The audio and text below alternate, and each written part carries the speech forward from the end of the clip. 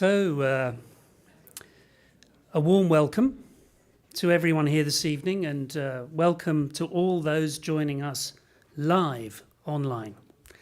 My name is Neil Cox, and I'm the head of the Leonard Lauder Research Centre for Modern Art here at the Met. It's my great pleasure to introduce our third speaker in this fall series of talks, Professor Charles Haxthausen, who everyone in the Research Centre and probably many people in this room know as Mark Haxthausen. He can explain that later. Mark was with us as a distinguished scholar in, I've written 1919 to 20, I think I meant 2019 to 20, by his, and his residency was stymied by the pandemic, of course. So he's rejoined us here over the last 6 weeks to complete his research and offer us the chance to hear his lecture on it. He's asked me to rotate the slide, so I'll give you something beautiful to look at. Now retired in his long career, Mark has taught at Indiana University, at Harvard, where he held a joint curatorial appointment at the Bush-Reisinger Museum, at the University of Minnesota, and finally at Williams College, where he taught for 23 years, with 14 of those as the director of the Williams Clark Art Institute MA program. Among his awards are a 2009 College Art Association Award for Distinguished Teaching in Art History in recognition of the leadership of that MA program, and a 2012 Award for Excellence Outstanding Exhibition in a University Museum in North America from the Association of Art Museum Curators for Sol LeWitt, The Well-Tempered Grid, Williams College Museum of Art. He was the curator of that and, of course, authored the catalogue. He'll be known to many as a scholar of 20th century German art and art criticism, and is also editor of the influential volume, The Two Art Histories, the Museum and the University, based on a very successful conference published by the Clark Institute and Yale University Press in 2002. Most recently, he published the outstanding book of writings by Carl Einstein, A Mythology of Forms, Selected Writings on Art, 1912 to 35. That's Chicago and London, 2019. This book features 14 texts that Mark translated and on which he wrote extensive and very illuminating commentaries. Tonight's lecture relates to his new book project, Reassessing Paul Klee's Place in European Modernism. He is going to be happy to answer questions afterwards, but please join me in welcoming Professor Haxthausen.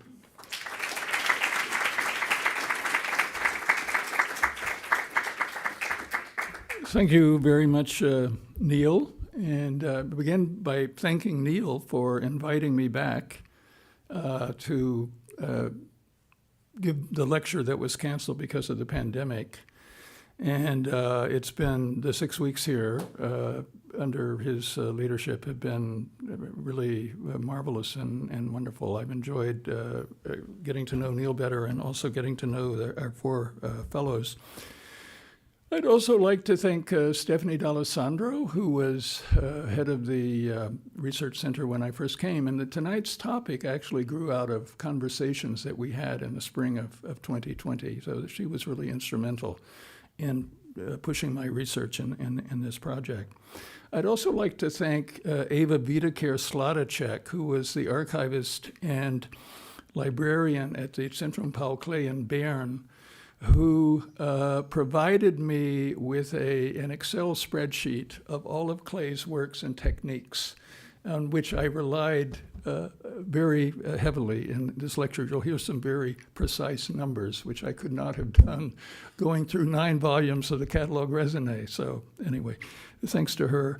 And then finally, last and certainly not least, the two conservators, Isabelle Duvernois and Rachel Nostalish, the painting and paper conservators, respectively, and my interactions and consultations with them have really been a high point of my time at the Met. I learned a great deal from it. I got some great slides, and anyway, they've been really instrumental to this talk.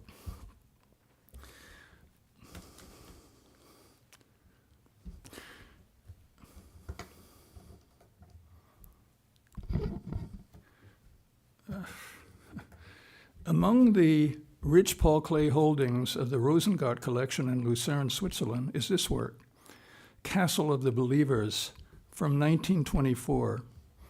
In the catalogue raisonné for Klee's art, it carries the following technical description: watercolor, oil glaze, and tempera on a ground of blue-colored paste on paper, bordered in gouache and ink, above and below margin strips in watercolor and ink on paperboard.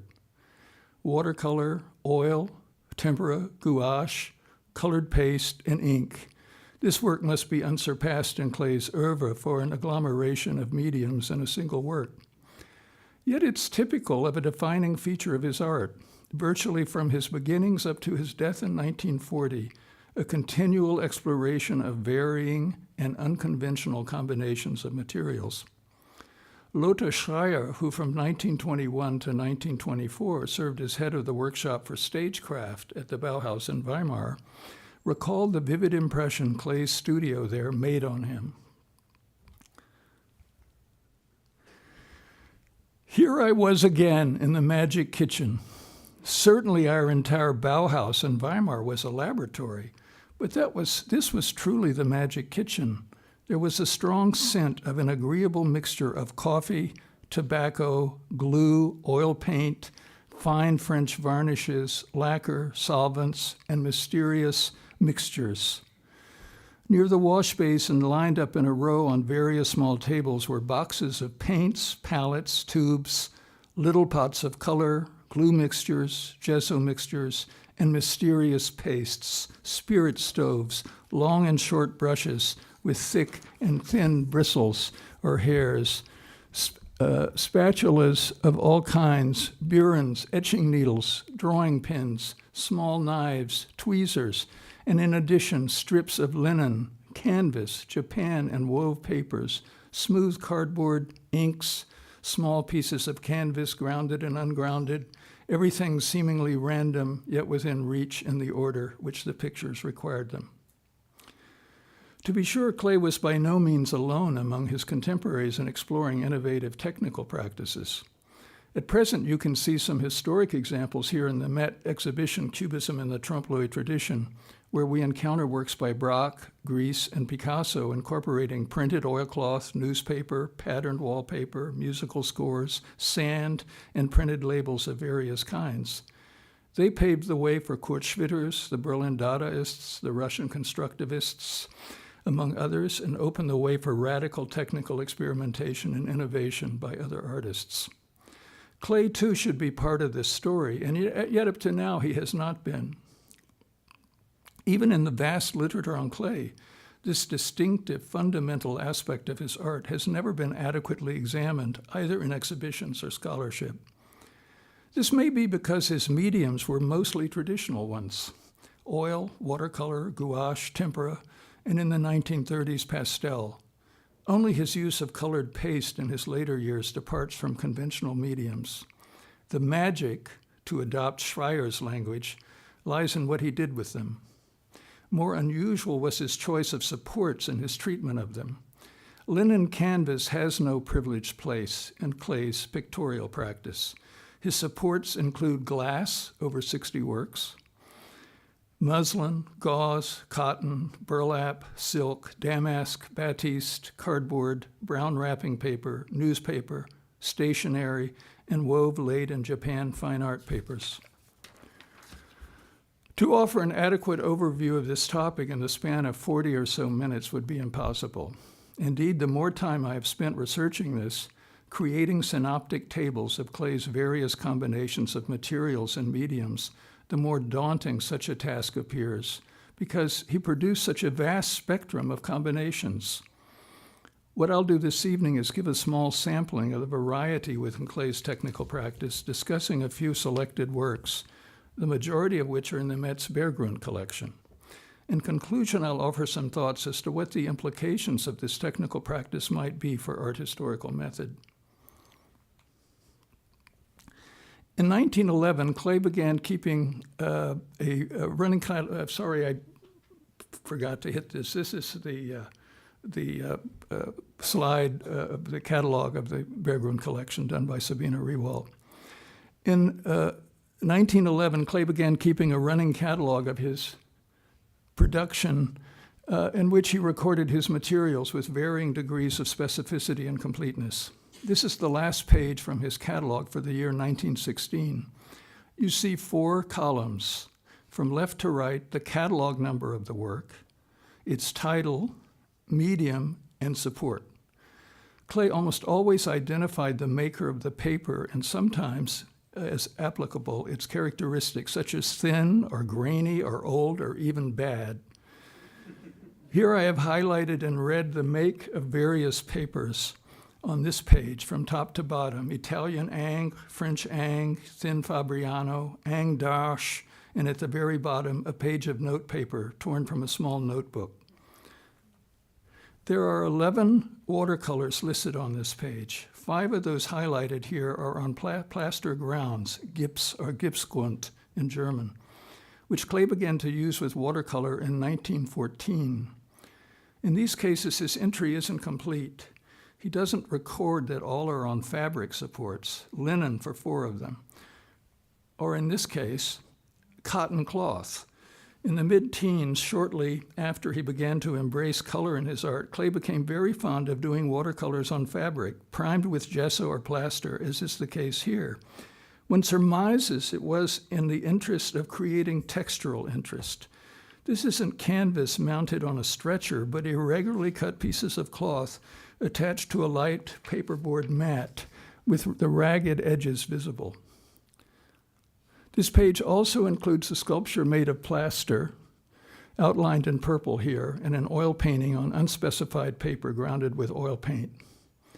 It's significant that Klee's catalog comprised all mediums, not only easel pictures and watercolors, but drawings, prints, and his rare sculptures.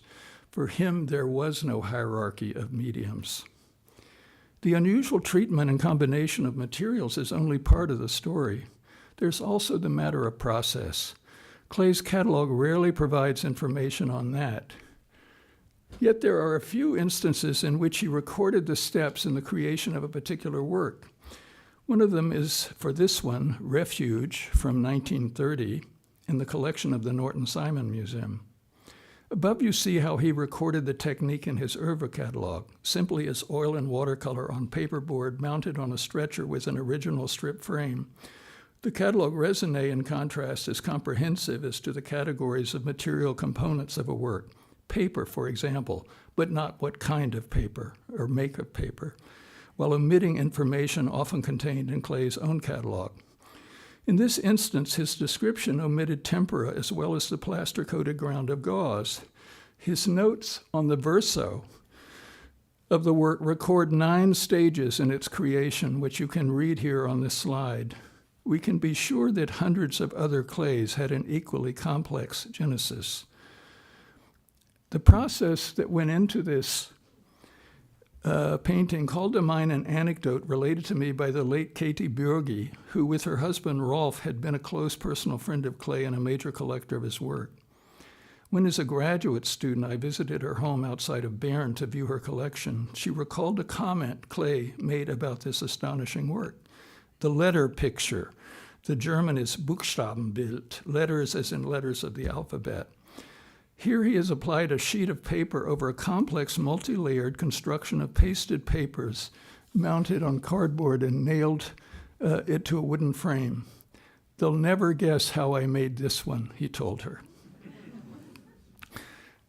To return to the page of Klee's oeuvre catalog I showed earlier, it includes a 6th watercolor on fabric. He records it as watercolor and pen on ungrounded airplane linen.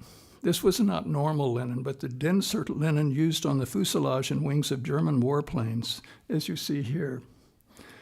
Klee, conscripted into the war in 1916, had a desk job at a military airfield at the time and presumably used this material because it was ready at hand. It was often painted for purposes of decoration and camouflage. According to his descriptions in his oeuvre catalogue, he used this material in at least 33 works between 1916 and 1920. One of those is in the Metz Berggruen collection, Tomcat's Turf, for which he attached 2 irregularly cut pieces of cloth to the paperboard support. It also exemplifies another feature of his practice. He often cut a work into pieces, recombining the segments in an altered composition. Originally, the 2 elements of Tomcat's Turf were united in this larger fabric from which the upper left and right corners had apparently been cut.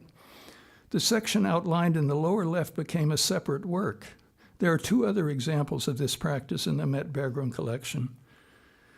For Temple Gardens, he cut a symmetrical image into 3 pieces and arranged them into a mini triptych with an asymmetrical, more dynamic composition. The Berggruen collection also has 2 watercolors, the firmament above the temple on the left and tower in orange and green, that were once part of a single sheet. This brings me back to Lothar Schreier's observation on Klee's magic kitchen. He mentioned small pieces of canvas, Leinwandstückchen in German, grounded and ungrounded. Small pieces, not canvases mounted on stretchers. Among the rarer combinations in Klee's vast oeuvre is oil on linen canvas mounted on a stretcher. Remarkably, it was not until 1919 that Klee, who turned 40 that year, employed a stretcher for a painting. It was for this work, Death in the Garden, Legend, on what he identified as handkerchief linen, yet he didn't mount it on a stretcher. It was one of 5 works cut from a single piece of cloth.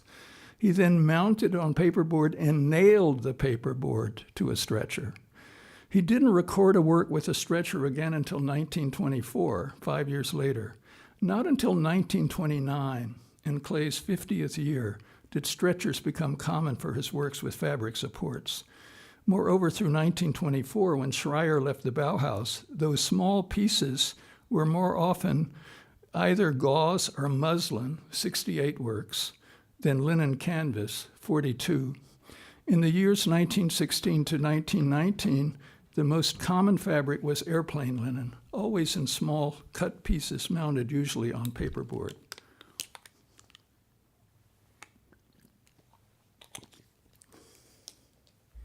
What might have been the reason for Klee's predilection for small pieces of fabric mounted on paperboard, or less frequently, wood panels?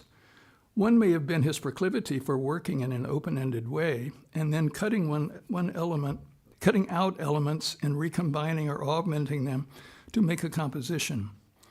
An exhibition in Düsseldorf in 1995 examined this aspect of his art, and the catalog documents 254 works that originated in this way out of 122 objects, a practice that extends throughout his career but is most common in the 19-teens and 20s. But I think most probably a more significant reason, an interest in emphasizing the artwork as a material construction, as a palpably handmade object. In fabric, be it muslin, gauze, linen, cotton, or burlap, mounted as a discrete piece, often with frayed edges, on paperboard or even another type of fabric, emphatically asserts its materiality.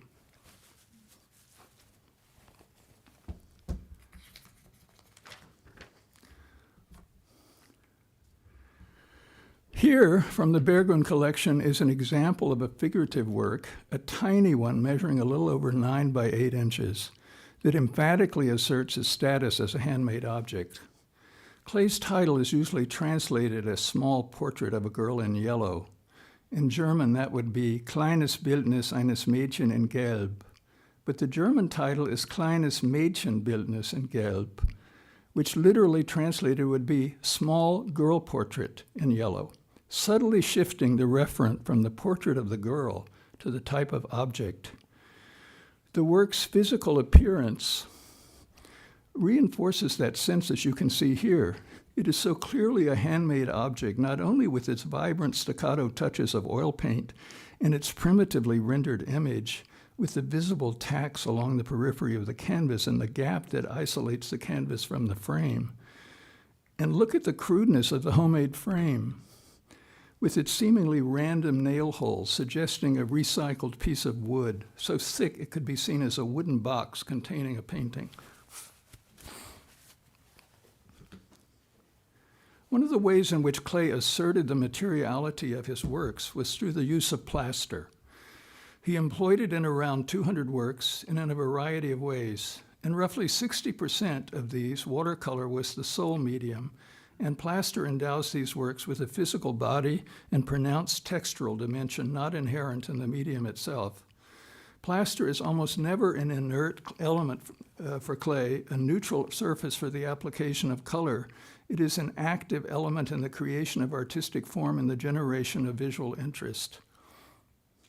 In Six Fishes, a small work of 1933, roughly 8 by 11 inches, executed in watercolor, waxed on plaster-infused gauze and mounted on plywood, it is the primary element of visual interest, overwhelming the simple composition. Here Klee inverts the hierarchy of medium and ground. The thickly encrusted, sorry, I jumped the gun there. The thickly encrusted plaster subverts the believability of the image of fish swimming in an aquarium. And is Klee making a visual joke here? How could fish possibly swim in this plastery morass? Compare it, for example, with the fish in Matisse's Goldfish in Sculpture, where the entire thinly painted surface assumes the aqueous translucence of the fishbowl.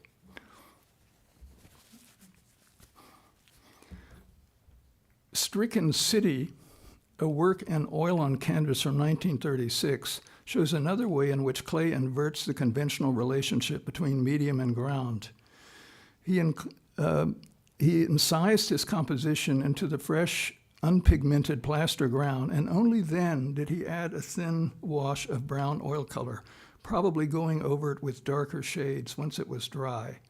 Here you see his set of tools for structuring his grounds. The darkening of color around the ominous descending black arrow assumes a semantic dimension, suggesting the site of impact, darkened as if by fire, raining down from on high. Here's a photo I took with my cell phone of the work in raking light, which gives a better sense of its tactile richness.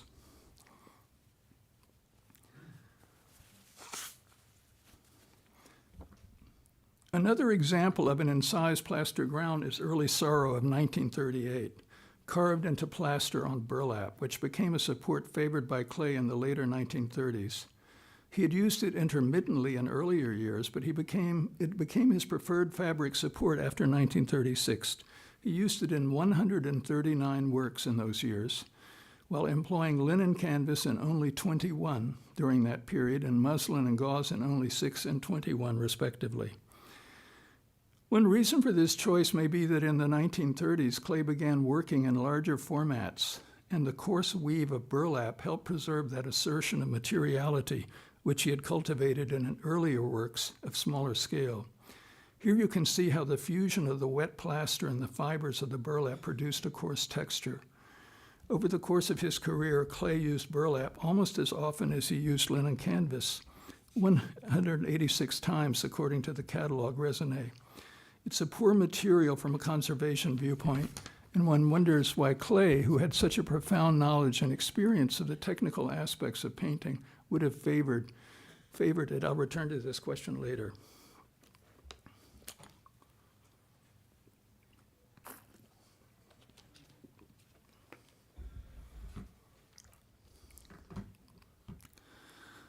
At the beginning of this lecture, I stated that among the 89 works in the Berggren collection, there were 74 different combinations of materials.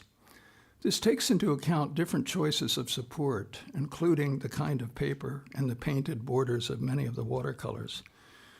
The plurality of Klee's techniques parallels an astonishing plurality of styles, unmatched by any of his contemporaries. As an example, here's an array of works, all from the year 1925. We find figurative and abstract, linear and painterly styles, not to mention a variety of mediums and techniques. This tells us something about Klee's approach to his craft. At no time after 1905 does he have a default style, a default technique, or a default medium.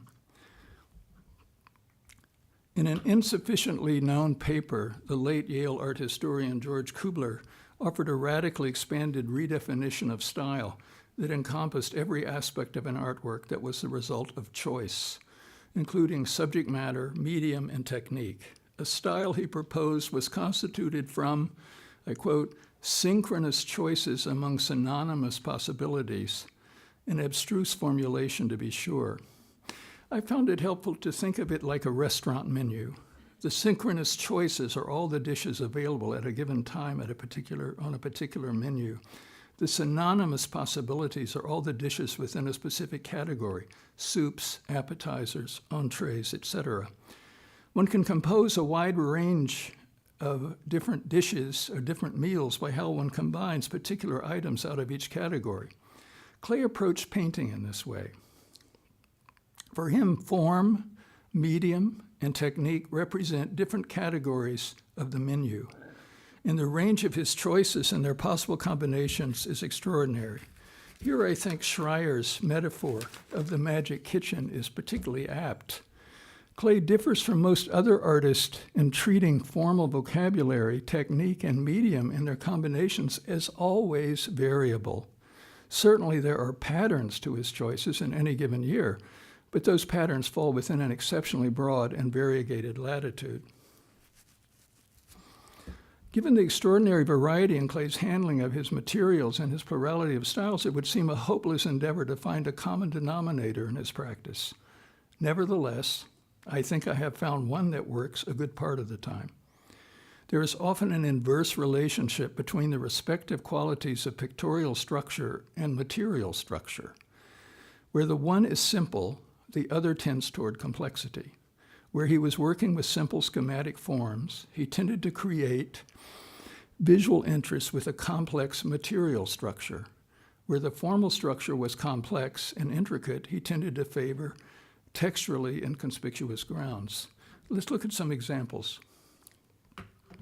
Clarification, a work of 1932, is one of the largest and technically one of the most conventional works in the Metz Berggruen Klee collection. It is oil on stretched canvas. Its surface is unassertive, a neutral ground for the complex pictorial configuration, a visual polyphony of three structures, a linear structure of interlocking rectilinear forms, a muted ground of pale solid color forms, and an interplay with these two structures, a pointillist scrim, which by means of its own color patterns creates a third layer of forms in counterpoint to the other two.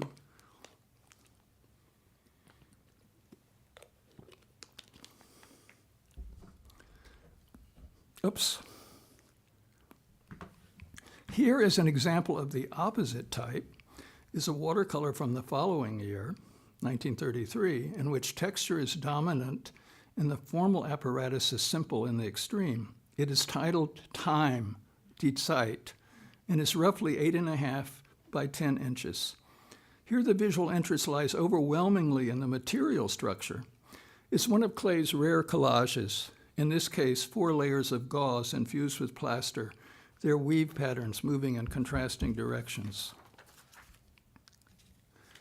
One of the technically most astonishing works in the category of examples, formal structures with texturally neutral grounds, is Astrological Fantastical Portrait, a watercolor of 1924, also in the Berggruen collection.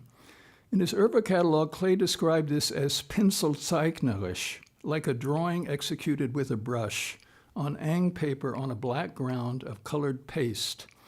As Rachel Mastalish explained to me, the black paste ground makes the satin for a satin smooth finish more so than with gesso. The watercolor medium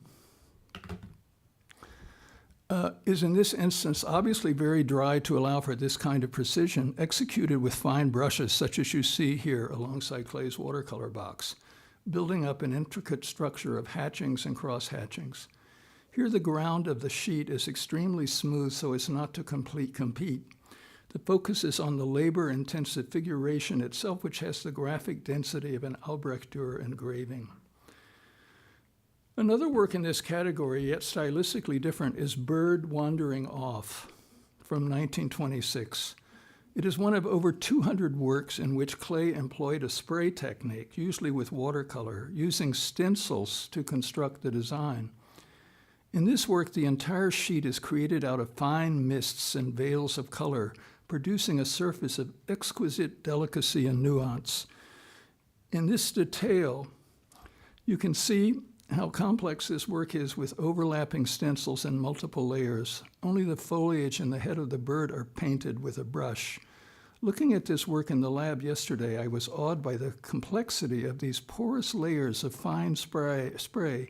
Look, for example, at the barely visible, here's my pointer here. Is this working? There, okay. There's a circle right here, which you don't even see at first. It's like the longer you look at it, you begin to find other forms coming out.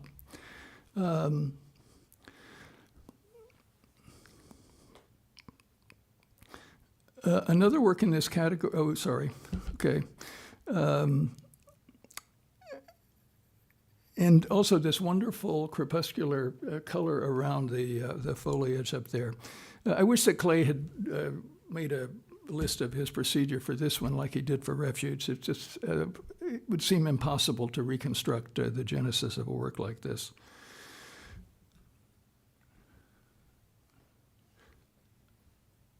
And here you have the materials that he used. This is a box for which he kept the tools for his spray paintings. And here you see a demonstration by people at the Zentrum Paul Klee in Bern of ways in which he used this, he produced these spray works.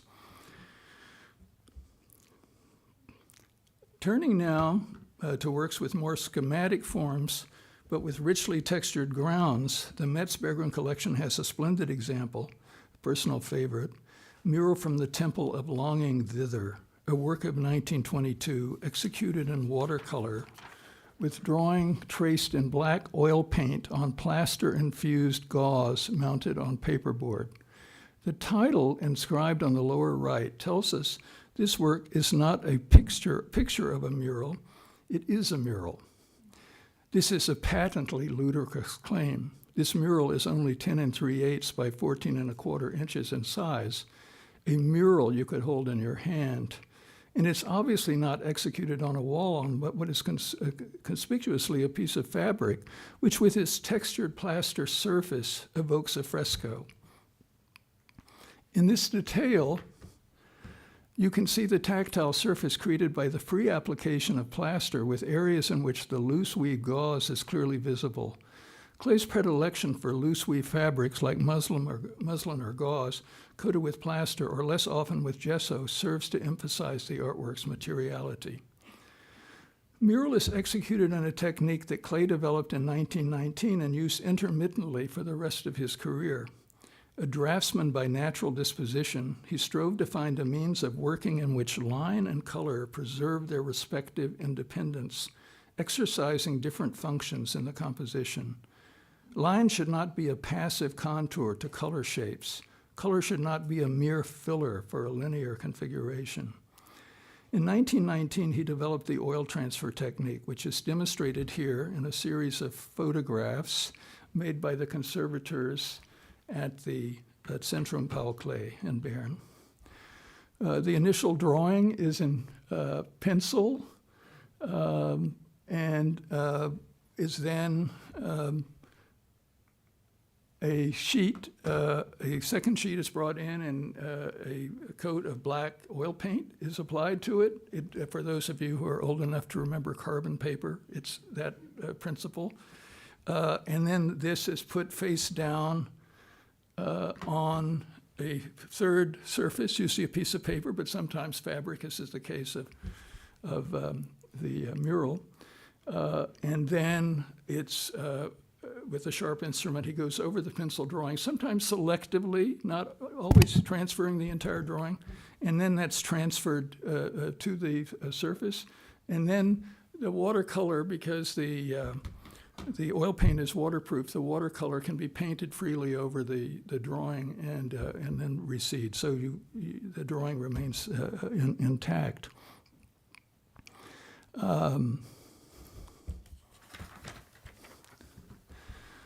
A truly extraordinary work in the category of simple, formal vocabulary and richly textured ground is still life, vases, fruit, Easter egg curtains, an oil painting from 1927, also in the Berggruen collection, measuring roughly 19 by 25 inches. This is an exceptionally rare case within Klee's oeuvre. It is the fifth of only 8 works in which the support is a solid slab of plaster. It is mounted on a fine wire mesh nailed to an inner wood frame. Here on the back, you can see how Klee pressed the wire mesh into the fresh plaster and let it ooze through the interstices. And for some reason, he painted over the dry plaster with this brownish paint. You see a sticker on the right that reads "Made in Germany," which was probably attached when the work was imported to Hollywood by his Hollywood dealer, Gulka-Shire, in 1933. After we examined this work, Isabelle Duvernois had an X-ray made. And here we wanted to see how this was constructed. And so you can see 2 rows of nails. The inner course is attaching the wire mesh. You see the nails moving outward, attaching the wire mesh to the inner frame, and the outer course driven in from outside, the outside edge of the frame and visible in it, connecting the outer frame to the inner frame. You can also see very faintly, I don't know if it works here, you can see very faintly the very fine wire mesh. Here's a photo of the work placed horizontally in raking light, in which you can clearly see both the inner and outer frame in this extraordinary textured surface. And see how the plaster, it sinks in concavely into the frame, and it also sort of buckles and heaves slightly. And here's another detail, just to give you an idea of the quality of the surface. Of course, with an artist as inventive and fecund as Klee, there is no rule. And the work that illustrated the announcement of this lecture upends the neat dichotomy I have just proposed. Strange Garden from 1923 is a work that is both an intensely detailed formal apparatus and a complexly textured surface. Catalogue Raisonné describes it as follows: watercolor on plaster ground on gauze, bordered with gouache and ink, below margin strip with watercolor and ink on light paperboard. This is an astonishing work. Klee spread the plaster freely onto the gauze, creating an irregular surface with slight lumps and ridges and fissures. It appears that these irregularities of the surface stimulated his fantasy and generated certain forms, as you can see here, where he shapes the curved edge of the plaster into the contour of an owlish face. And here in this, I apologize, I had not, I took photos on 2 occasions. The first one, I wasn't clear what was going on. So this is cropped.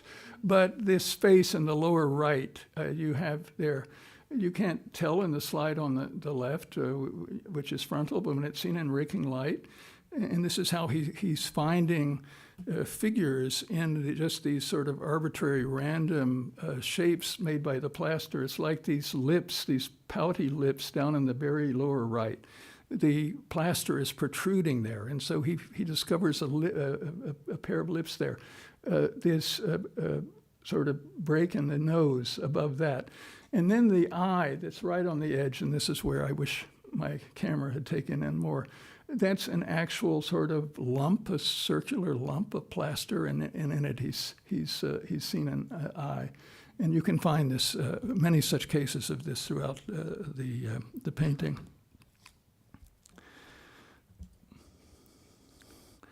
I'm reminded, looking at this work, reminded of Leonardo's advice to artists to look at old stained walls as a stimulus to pictorial fantasy. I quote him, "The mind of the painter is stimulated to new discoveries. The composition of battles of animals and men, various compositions of landscapes and monstrous things such as devils and similar things. That seems to have been the case in Klee's strange garden, responding not to a wall, but to his own surface of plaster slathered on gauze."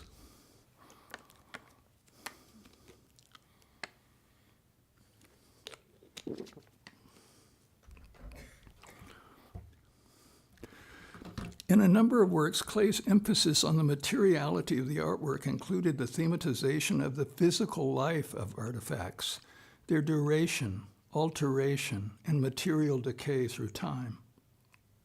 I've identified over 100 objects that fall into this category. In a wonderful appreciation, the painter André Masson cited, and I quote him, "Klee's taste for the used, the abraded, the corroded aspect of objects, terming it an aesthetics of erosion. As Masson saw it, Klee desired, and I quote Masson again, "his works, so innovative, appeared to bear the weight of 1,000 years. Tablet of a young forest, which you see here, executed in oil with rows of graphic signs incised into a plaster ground on muslin, is a rich example of this aesthetic. What exactly is this tablet? What is its purpose? What do these marks signify?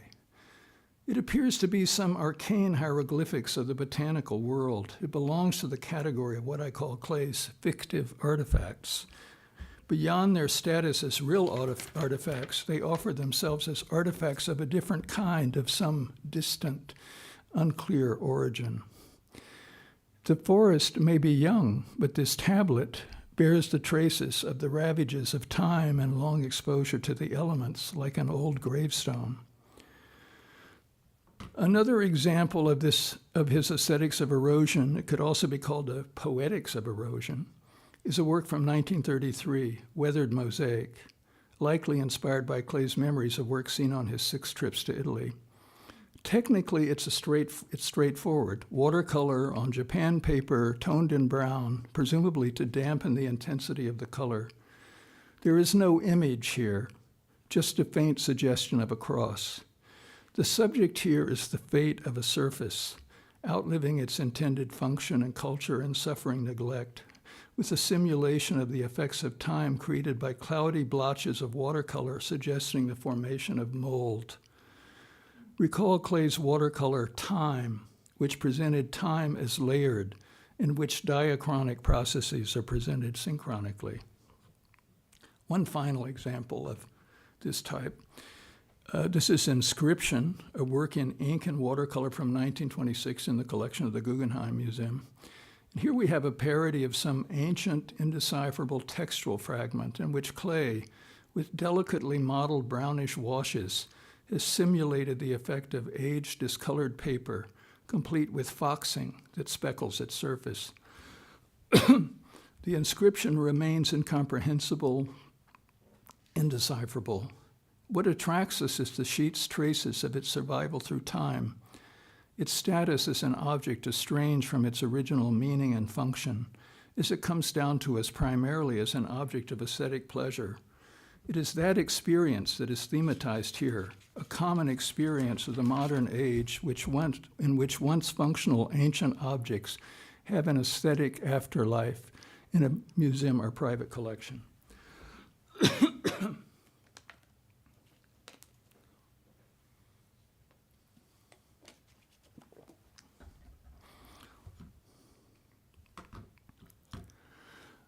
Klee's interest in the physical vicissitude of artworks and their susceptibility to the passage of time may help explain his choice of fugitive materials in his final years. Color paste, which contains little binding medium and tends to brittleness and flaking in an increasing proportion as pigment is added, burlap, and newspaper. It's almost as if, given his aesthetics of erosion, Klee were openly cultivating transience and decay. 3 Swiss conservators with extensive experience treating his work have observed that given his, and I quote, profound knowledge of painting techniques, he must have been aware that these unorthodox combinations of material jeopardized their stability.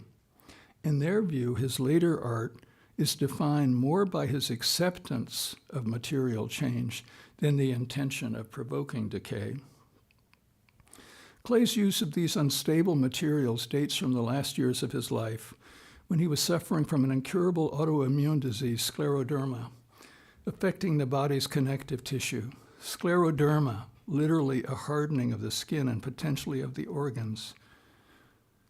One need only compare these 2 photographs from 1935, the year before he became ill, and 1939, the year before his death, to see its devastating physical effects. Erasmus Weddigen, conservator emeritus at the Kunstmuseum in Bern, who treated many works by Klee, suggested a connection between Klee's choice of mediums and supports in his late works and his own fragile health, namely that he came to accept that his artworks were as mortal as he was. I find that thought endows this work, Little Hope, it's the title, in watercolor on plaster on burlap mounted on paperboard from 1938, a year when Klee's disease was advanced, with a powerful expressive resonance. So what ultimately are we to make of Klee's unique and extraordinary technical practice of these productions of his magic kitchen? In preparing this lecture and reflecting on my research, I have come to see its historiographic and methodological significance as profound. Let me explain. For the longest time, art historians treated the techniques and materials of art solely as a subservient vessel of form. Accordingly, they were usually excluded from the established models of stylistic analysis. The art historian Meyer Shapiro, in a classic critical examination of various theories of style, originally published in 1953, wrote that, I quote, "In general, the description of style refers to 3 aspects of art: form elements or motifs, form relationships, and qualities, including an all-over quality which one may call the expression." He explicitly excluded technique and materials from his definition, for as he explained, these features are not so peculiar to the art of a period as the formal and qualitative ones. It was George Kubler,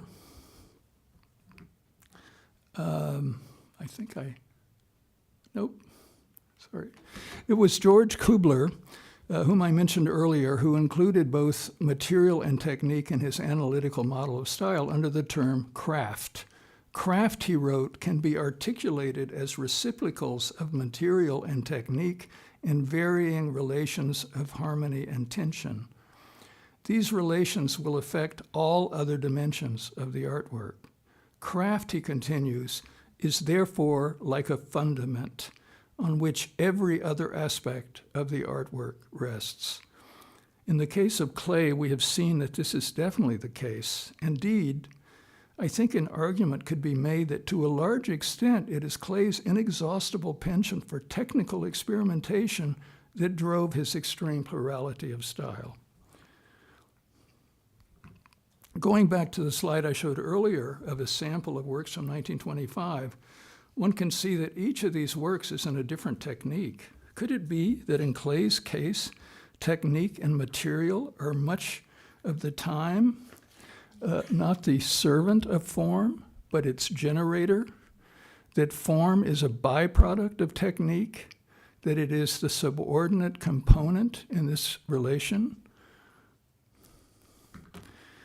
We can find an example of technique as the generator of form as early as 1906. Klee, trying to break out of the tight linear style of his first major work, his etching cycle of 1903 to 1905, took up painting and drawing on glass. And here you see the contrast between his etching Hero with One Wing of 1905 and Dwarf Under a Tree of 1907. The super smooth surface of the glass induced the kind of broad fluid treatment you see here. Technique and material are the determinants of style. Through my 5 decades of looking at and writing about Klee, I have found an assessment by the French historian and critic Michel Foucault to be one of the most astute, one that best grasps his historical and artistic significance, and I quote, "It seems to me that Klee's painting best represents, in terms of our century, what Velázquez was able to do in relation to his. To the extent that Klee renders visible all of the gestures, acts, graphisms, traces, lineaments, surfaces, which are able to constitute painting, he makes the very act of painting the manifest and brilliant knowledge of painting itself. His painting is painting grasped anew by the knowledge of its most fundamental elements.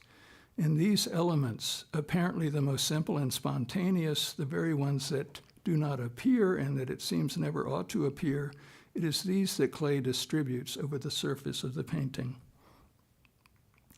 Foucault doesn't explicitly mention technique or material here, but I think his remarks are complemented and underpinned by those of Lothar Schreier on his impressions of Klee's studio.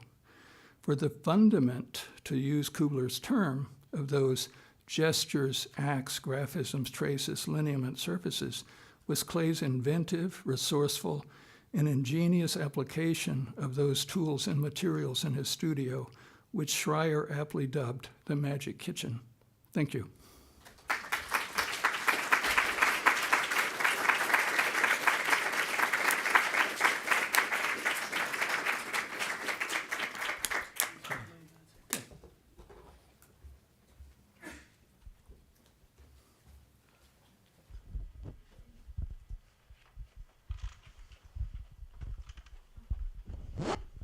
Well, thank you so much, Mark. That was an amazing journey through some incredible objects with amazing images. You mentioned at the beginning that you connected this kind of aspects of the layering of things and so on to the Cubism show, the current Cubism show, and later on you mentioned Masson talking about Klee in an interesting way, and I was thinking, about Klee's the legacies of this practice as opposed to its progenitors.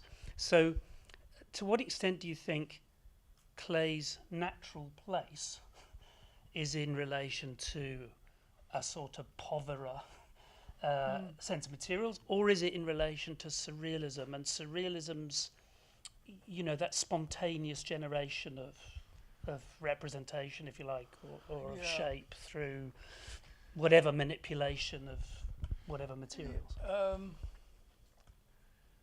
That's it's a very good question. You have to hold this a bit closer. Sorry, is this on? Yeah, okay. It's a very good question, and the whole relationship of Klee to surrealism, which was the subject of a big exhibition in Bern at the Centrum Paul Klee a number of years ago. He was much revered. He's mentioned by Breton in the first Surrealist Manifesto as, like a forerunner. Yet he's, for me, even though he's embraced by the Surrealist, he's a fundamentally different artist. He never, to take a sort of Surrealism as defined by Breton, with the automatic writing and spontaneity. This is really not how Klee works. He never makes claims of this kind.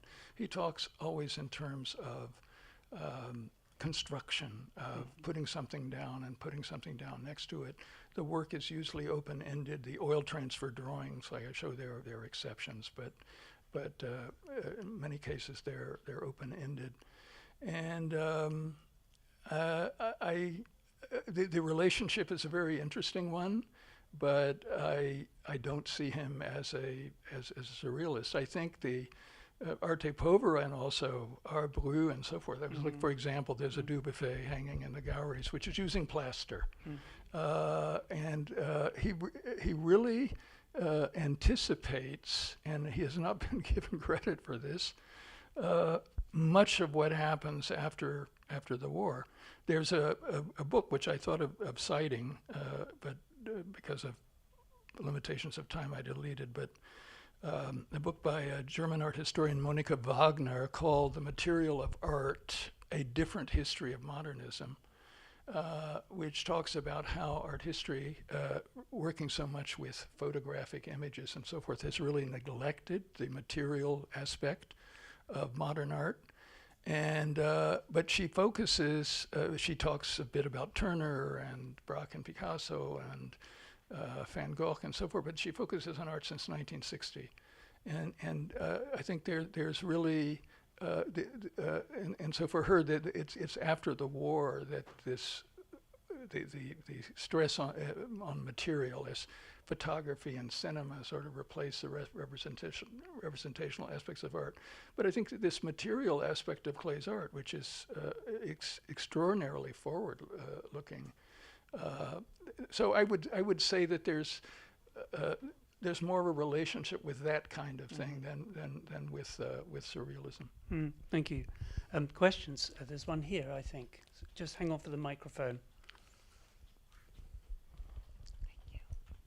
That was wonderful. Thank you, Mark. I think we all learned so much about Klee, and I have so many threads, or I'm not sure if they're threads. Maybe I'm thinking about fiber, and so I'm thinking of threads. But there's lots of ways to come at this that are interesting dialogues, like how much he's attached to the hand, right? Yeah. This is a moment when photography and photomontage and so many other techniques could be part of it. And I was so romanced by your talking about the way these works are made and time, which includes writing, right? And writing a history on the back of a work. And so I have a very simple question, which is, like, we're looking at this photo, which seems kind of set up, right, for us to see the bounty of the studio. Have you found in your research any experiences or any records of Klee working differently, so not on an easel, but perhaps flat, like treating the painting more like an object in a more intimate way, like paper and a pen? That's my simple question. You're asking that question, which came to mind, and it was a question I intended to ask Isabelle Duvernois. If she's in the room, maybe she can answer it. Is, for example, the one called Stricken City, where he is incising this. As you know, Leo Steinberg wrote this famous article on the flatbed picture, and I really wonder in some of these cases of whether Klee is actually working flatly. The thing with Stricken City, these are small objects, but the act of incising something when it's flat and you're over it, it would seem to be somewhat more challenging than if it were vertical. I know, Isabel, are you out there? Yes. Pass the microphone. Yeah. No, it's so interesting because it's the exact same feeling I had when I saw these pictures. I thought, no, wait, Klee could not have worked on the easel that way. He would have worked on it flat, exactly for that reason. Yeah. I mean, on Stricken City, for sure. Also Monument at G, that we looked at in the galleries. I mean, on so many others. Also the plaster slab, he has to, it's flat. In fact, clearly with that. I wish I could have been there and point at the slide, because what I love about the back of the plaster slab is you see the fact that he had he laid out the mesh and the frame onto a flat surface, and he put a sheet of newspaper underneath, and he filled in the plaster, and you see now the imprint of that newspaper. You even see the folding at the center line. So clearly, you have to be working flat when you do something like that. There's no question. So there again, you have it again. Not only does he anticipate the whole material turn of post-45 art, he's also the pioneer of the flatbed picture. Another question. There's one at the back, I think. Hi, I hope this will contribute to the things that have just been said, but I'm still thinking about your point of kind of what to do with the Klee you've presented, kind Because I think there is the risk of kind of celebrating heterogeneity as such, like he's the ultimate materials guy and therefore it's valid. But I wonder how you would expand it out into kind of different historical dialectics, because clay is emerging at the same time as a discourse of kind of truth to materials, right, which would be the total opposite, where you want to reinforce the inherent nature of a given material, mostly in the applied arts from what I know. And so should we kind of position clay as a negation of that, or kind of coming up from that discourse? And then related to that too, what do we do with the figure of the monteur? And the kind of engineer? Is clay maybe like a Schwitter is the kind of bad engineer, or this kind of handwerklich Monteur, the kind of craft engineer? And I'm struck with this, the last comment, there's this kind of biographical note you brought up of Clay's body kind of hardening in the surface of his own self or person. To me, it's like you're almost finding a kind of entropic reading of materiality, where if you have enough different kind of materials in a work of art, the kind of all the ways they buckle under time kind of get at this own kind of performativity of the object. So maybe if you're willing to kind of expand out into different historical logics from the points that you raised so far. There's a lot of questions in there. Yeah, I'm those are all valid issues. I'm really not ready to address them at this point. I spent so much time simply trying to get a sense of the practice, which I still think I don't think I've done justice to. So I think I'll have to table that. But anyway, thanks for raising those issues. There's one at the front and one at the back, or further back. There's one near the front first, I think. Sorry, Mariana. Sure.